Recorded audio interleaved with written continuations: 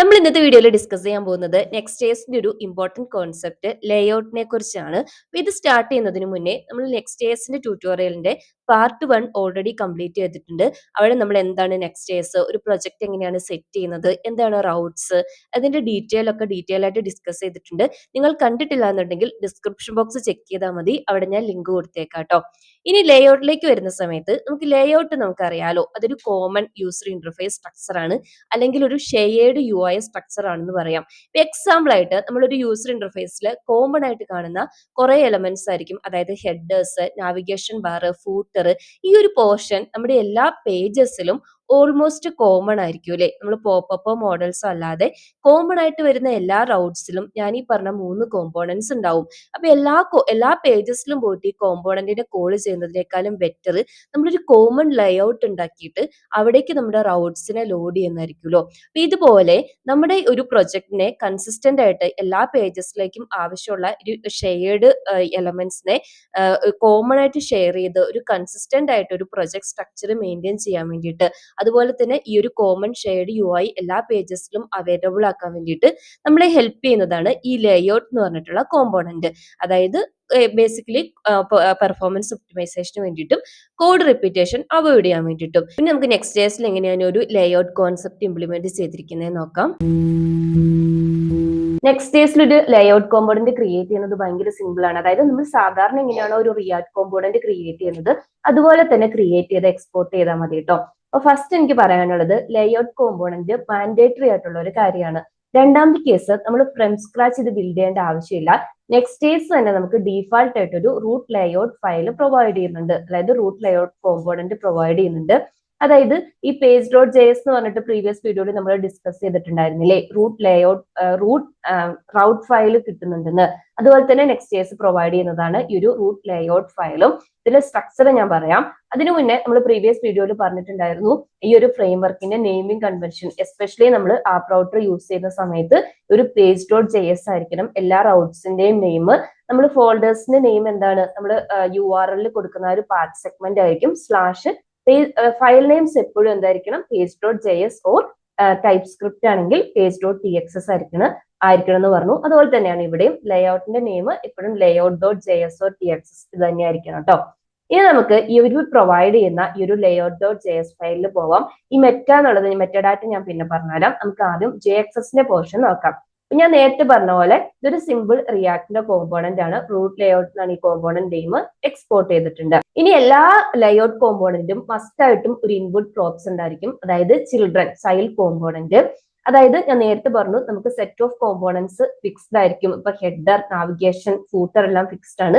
അവിടേക്ക് ഡൈനാമിക്കലി വരുന്ന സാധനങ്ങൾ എന്താണ്, ആ ഒരു പേജിലെ റൗട്ടിനെ ബേസ് ചെയ്തിട്ട് എന്ത് കണ്ടന്റ് ആണോ റെൻഡർ ചെയ്യേണ്ടത് അതായിരിക്കും ഈ ഒരു ലേഔട്ടിൽ ഡൈനാമിക്കലി വരുന്നത്. അപ്പോൾ ഡൈനാമിക് ആയിട്ട് നമ്മൾ റെൻഡർ ചെയ്യേണ്ട ആ ഒരു കോമ്പോണന്റ് ആണ് ഇതിന്റെ ഇൻപുട്ട് പ്രോപ്സ് ആയിട്ട് വരുന്നത്.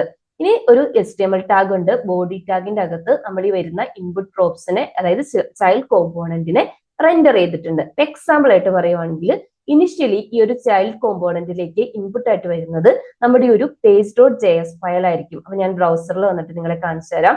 ഇവിടെ ഞാൻ ഡാഷ്ബോർഡ് എടുത്തു വെച്ചിട്ടുള്ളത് കൊണ്ടാണ്. ഫോർവേഡ് സ്ലാഷ് അടിച്ചിട്ടുണ്ടെങ്കിൽ ഇവിടെ ലോഡ് ചെയ്ത് വരുന്നത് നമ്മുടെ ആ ഒരു നെക്സ്റ്റ്.js-ന്റെ ആ ഒരു പേജ് ഡോട്ട് ജെഎസ് ഫയൽ അല്ലെ.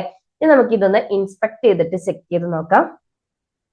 അപ്പൊ ഏറ്റവും സ്റ്റാർട്ടിങ്ങിൽ വരുന്നത് നമ്മുടെ ലേഔട്ടിലെ ലാംഗ്വേജ് ഇംഗ്ലീഷ് എന്ന് പറഞ്ഞ് കൊടുത്തിട്ടില്ലേ, എന്ന് പറഞ്ഞ് കൊടുത്തിട്ടില്ലേ, ഇവിടെയാണ് ഈ ഒരു ലേഔട്ട് സ്റ്റാർട്ട് ചെയ്യുന്നത്. അതിന്റെ അകത്താണ് നമ്മുടെ ഈ ഒരു പേജ് ഡോട്ട് ജെഎസ് ഫയലിന്റെ കണ്ടന്റ് ഡിസ്പ്ലേ ചെയ്തിരിക്കുന്നത്, റെൻഡർ ചെയ്തിരിക്കുന്നത്. ഇനി ഇൻ കേസ് നമ്മൾ ഇവിടുന്ന് മാറിയിട്ട് നമ്മുടെ ഡാഷ്ബോർഡിന്റെ പേജിലേക്ക് പോയിട്ടുണ്ട്, എഗെയിൻ സ്റ്റിൽ ആ ലേഔട്ടിന്റെ പേജ് ഉണ്ടാവും. അതിന്റെ അകത്താണ് നമ്മൾ ആ കൊടുത്തിരിക്കുന്ന ആ ഒരു ഡാഷ്ബോർഡിന്റെ കണ്ടന്റ് ഇല്ലേ, ഡാഷ്ബോർഡ് സെറ്റിംഗ്സ് എന്ന് പറഞ്ഞ് നമ്മുടെ ആ ഒരു റിയാക്ട് കോമ്പോണന്റ് റെൻഡർ ആയിട്ട് വരുന്നത്. അതായത് എപ്പോഴും എന്തായിരിക്കും, ഈ ഒരു HTML-ഉം ബോഡി ടാഗും ഫിക്സ്ഡ് ആയിരിക്കും. ഇതിലേക്കാണ് ഓരോ റൗട്ട് നമ്മൾ എടുക്കുമ്പോഴും ആ റൗട്ടിന് കറസ്പോണ്ടിങ് ആയിട്ടുള്ള കോമ്പോണന്റ് വന്ന് റെൻഡർ ആവുന്നത്.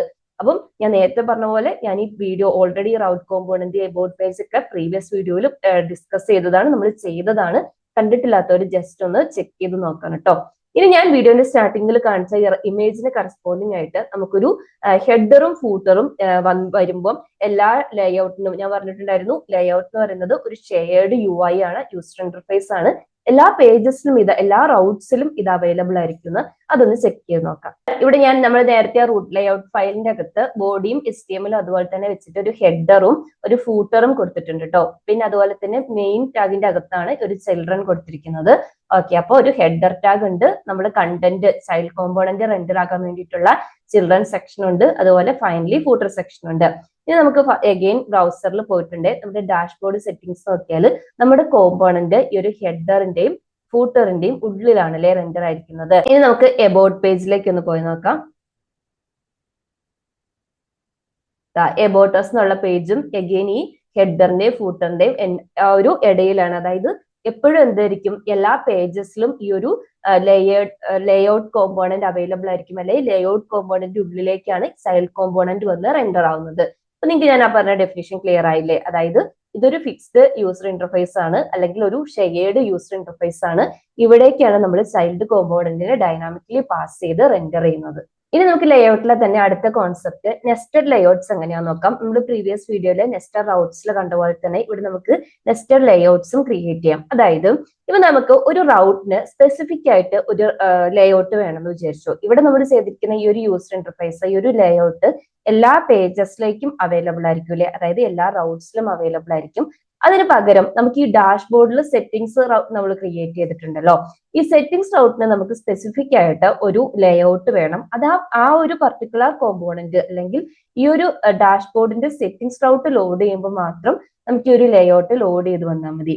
അങ്ങനെയാണെന്നുണ്ടെങ്കിൽ ഈ ഒരു ഫോൾഡറിന്റെ അകത്ത് നമ്മൾ page.js ഫയൽ ക്രിയേറ്റ് ചെയ്ത പോലെ layout.js ഫയൽ ക്രിയേറ്റ് ചെയ്യുക. നോർമലി ചെയ്യുന്ന പോലെ തന്നെ എക്സ്പോർട്ട് ഡിഫാൾട്ട് കൊടുത്ത് നമ്മൾ ഈ ഒരു ഫങ്ഷണൽ കോമ്പോണന്റ് ക്രിയേറ്റ് ചെയ്യുക. എക്സ്പോർട്ട് ഡിഫാൾട്ട് ഫങ്ഷൻ, ഞാനിവിടെ ഡാഷ്ബോർഡ് ലേഔട്ട് എന്നാണ് ലേഔട്ട് നെയിം കൊടുക്കുന്നത്. ഞാൻ നേരത്തെ പറഞ്ഞ പോലെ എല്ലാ ലേഔട്ടിന്റെയും മാൻഡേറ്ററി പാർട്ടാണ് അതിന്റെ ചൈൽഡ് കോമ്പോണന്റ്. ചൈൽഡ് കോമ്പോണന്റ് കൊടുക്കുക പ്രോപ്സ് ആയിട്ട്.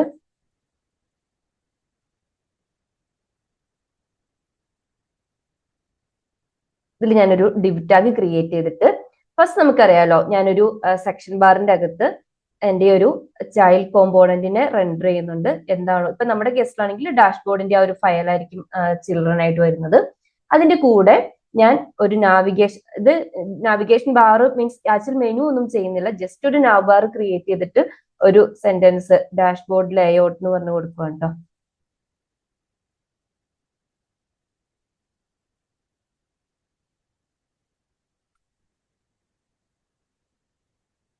ഡാഷ്ബോർഡ് ലേഔട്ട് എന്ന് കൊടുത്തു.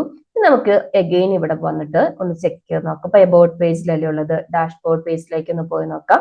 നമ്മൾ നോക്കിയിട്ടുണ്ടെങ്കിൽ ഇവിടെ കാണാം ഡാഷ്ബോർഡ് ലേഔട്ട്, ഡാഷ്ബോർഡ് സെറ്റിംഗ്സ്. അതായത് ഇതെങ്ങനെയാ വർക്ക് ചെയ്യുന്നതെന്ന് വെച്ചിട്ടുണ്ടെങ്കിൽ ഇനിഷ്യലി നമ്മൾ റെൻഡർ ചെയ്യുമ്പോൾ സ്റ്റാർട്ട് ചെയ്യുന്നത് നമ്മുടെ റൂട്ട് ലേഔട്ട് ഫയൽ, അതായത് ഈ ഒരു layout.js ലായിരിക്കും. ഇവിടെ വന്നു ഹെഡർ, ഫൂട്ടർ, പിന്നെ നമ്മുടെ ചിൽഡ്രൻ, അതായത് ഇവിടെ ചൈൽഡ് ആയിട്ട് ഏതായിരിക്കും വരിക, നമ്മുടെ ഒരു ഡാഷ്ബോർഡ് സെറ്റിംഗ്സിലെ സെറ്റിംഗ്സ് എന്ന് പറഞ്ഞിട്ടുള്ള ഒരു റൗട്ട് ആയിരിക്കും.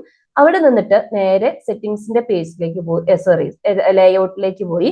ഇവിടെ നിന്ന് ഈ ലേഔട്ടും അതിന്റെ ചിൽഡ്രനും, ഇതിന്റെ ചിൽഡ്രൻ ആണ് ആക്ച്വലി എന്ത് വരുന്നത്, നമ്മുടെ സെറ്റിംഗ്സിന്റെ. അപ്പം ലേഔട്ടിന്റെ ചിൽഡ്രൻ ആയിട്ട് വരുന്നത് ഈ ഒരു സെറ്റിംഗ്സിന്റെ ലേഔട്ട് ആയിരിക്കും. സെറ്റിംഗ്സിന്റെ ലേഔട്ടിന്റെ ചൈൽഡ് ആയിട്ട് വരുന്നതായിരിക്കും നമ്മുടെ ആക്ച്വൽ ഡാഷ്ബോർഡ് സെറ്റിംഗ്സിന്റെ ആ ഒരു ഫയൽ. അപ്പൊ നെസ്റ്റഡ് ആയിട്ട് ഇതുപോലെ ഇപ്പൊ നമുക്ക് ഒന്നിൽ കൂടുതൽ ഫസ്റ്റ് നമ്മൾ നമ്മുടെ റൂട്ട് ലേഔട്ട്, അത് കഴിഞ്ഞിട്ട് ഡാഷ്ബോർഡിന്റെ സ്പെസിഫിക് ആയിട്ടുള്ള ലേഔട്ട്, അതിന്റെ കൂടെയാണ് അല്ലെങ്കിൽ അതിന്റെ അകത്താണ് എന്ത് റെൻഡർ ആയിരിക്കുന്നത്, നമ്മുടെ ഒരു actual dashboard settings Raut render ആയിരിക്കുന്നത്. ഇനി നമുക്ക് ജസ്റ്റ് ഒന്ന് എബൌട്ട് പേജിലേക്ക് പോയി നോക്കാം. അവിടെ നമുക്ക് എന്താ എബൌട്ടിന്റെ നമ്മളെ ഷെയർഡ് UI, അതായത് റൂട്ട് ലേഔട്ട് മാത്രമേ ഉള്ളൂ. നമ്മൾ സ്പെസിഫിക് ആയിട്ട് ഒരു ലേഔട്ട് ഇവിടെ ക്രിയേറ്റ് ചെയ്യാത്തതുകൊണ്ട് ജസ്റ്റ് ആ എബൌട്ടിന്റെ എബൌട്ട് പേജ് മാത്രമേ ഉള്ളൂ. അപ്പൊ ഇങ്ങനെയാണ് നമുക്ക് നെസ്റ്റഡ് ആയിട്ടുള്ള, അതായത് സ്പെസിഫിക് ആയിട്ടുള്ള ലേഔട്ട്സ് ഓരോ റൗട്ട്സിനും ക്രിയേറ്റ് ചെയ്യണമെങ്കിൽ നെസ്റ്റഡ് ആയിട്ട് ക്രിയേറ്റ് ചെയ്യാം. അപ്പൊ നിങ്ങൾക്ക് റിക്വയർമെന്റ് അനുസരിച്ചിട്ട് പ്രോഡക്ട്സിനാണെങ്കിൽ എത്ര പ്രോഡക്ട്സിനെ ബേസ് ചെയ്തിട്ടൊക്കെ ക്രിയേറ്റ് ചെയ്യാം കേട്ടോ. അപ്പൊ ഇന്നത്തെ വീഡിയോ ഇത്രയേ ഉള്ളൂ. ഇതാണ് ലേഔട്ടിന്റെ ബേസിക്സ്. ഇതിന്റെ മെത്തേഡായിട്ട് നെക്സ്റ്റ് വീഡിയോയിൽ നമുക്ക് ഡീറ്റെയിൽ ആയിട്ട് ഡിസ്കസ് ചെയ്യാം കേട്ടോ. അപ്പൊ നിങ്ങൾക്ക് വീഡിയോ യൂസ്ഫുൾ ആണെങ്കിൽ ലൈക്ക് ചെയ്യുക, സബ്സ്ക്രൈബ് ചെയ്യാത്തവരുന്ന് സബ്സ്ക്രൈബ് ചെയ്ത് സപ്പോർട്ട് ചെയ്യുക. അതുപോലെ പ്രോഗ്രാമിംഗിൽ ഇൻട്രസ്റ്റ് ഉള്ള, എസ്പെഷ്യലി റിയാക്ടിൽ ഇൻട്രസ്റ്റ് ഉള്ള നിങ്ങളുടെ ഫ്രണ്ട്സിനും റിലേറ്റീവ്സിനും ഈ വീഡിയോ ഒന്ന് ഷെയർ ചെയ്ത് കൊടുത്ത് ഈ ചാനലിനെ ഒന്ന് സപ്പോർട്ട് ചെയ്യാം കേട്ടോ. താങ്ക്